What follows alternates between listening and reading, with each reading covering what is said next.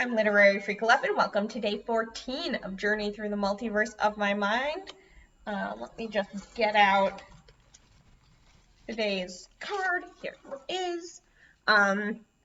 So you can see this kind of fountain with this boy and a fishing hook, and some cages all around it, and this kind of mossy archway.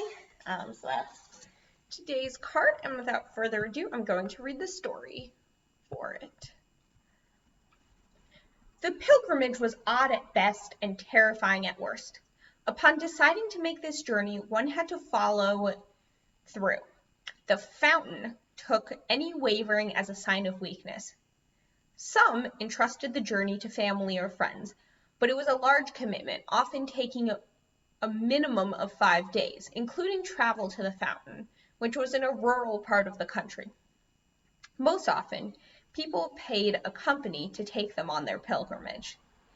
There was a great deal of money to be made in a wish-granting fountain, especially when the pilgrims could not undertake the journey on their own. They had to leave their hometown in cages and remain so until the fountain decided to grant their wish or until they were taken home unsuccessful. If the fountain granted your wish, you would vanish from the cage by the 3rd day. And Stella had paid a service, and the men carrying her cage weren't being particularly gentle, but she had to keep focused on her wish, a job she had declined 2 years prior. Her life had declined in the time since. She had done research before making her decision. Most people could not remember being to the fountain, even though their names were in the record. If the fountain removed the reason that someone came, then they would have no reason to come, which implied that the fountain had the ability to alter time. They set down her cage, and she stood. Her head touched the ceiling if she stood on her toes. She could take one long stride forward or 2 smaller ones. The bars pressed into her almost always, unless she was standing.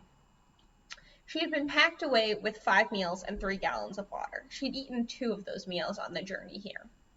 The men brought in 4 more cages, and a burly man whose cage was definitely too small for him was heaved in by 2 friends. They couldn't lift his cage, so they dragged it across the ground. They placed him closest to the archway, covered in ivy. Long hedges surrounded the courtyard.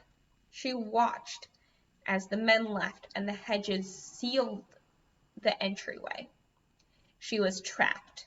She felt a thrill of fear. She turned her attention towards the fountain. It was a little boy holding a fishing rod. She smoothed her skirt and sat back down. Her cage clanged as she made herself comfortable, and the sound was echoed throughout the courtyard. But the sound began to fade. The fountain shifted with a grinding of stone. He faced the cage nearest the entrance. "Those who are brought by someone they know almost always get their wish," he said in a gravelly voice. The fishing rod began to rise, the reel spinning rapidly. On the end was a golden fish about 1 foot long. "Eat and prosper," the statue told him, fitting the fish expertly between the bars of the man's cage. The man began to eat, wincing at the raw fish, swallowing hard and taking a gulp from his water bottle.